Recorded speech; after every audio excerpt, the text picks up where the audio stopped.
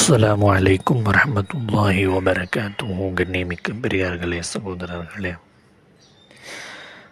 குஃபுரை விட்டு, வறுமையை விட்டும், ஹபருடைய வேதனை விட்டும் பாதுகாப்பு நாம் அல்லாஹ்விடத்திலே அதிகமாக கேட்க வேண்டும்.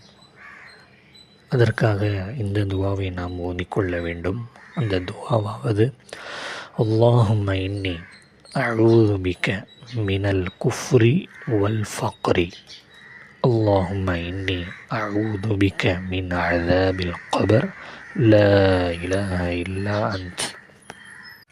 இந்த துவாவுடைய பொருளாவது, அல்லாவே, இன்னி அஊது பிக்க மினல் குஃப்ரி வல் ஃபக்ர், குஃப்ரை விட்டும், நிராகரிப்பை விட்டும், ஏழ்மைத்தனத்தை விட்டும் உன்னிடத்திலே நான் பாதுகாப்பு தேடுகிறேன்.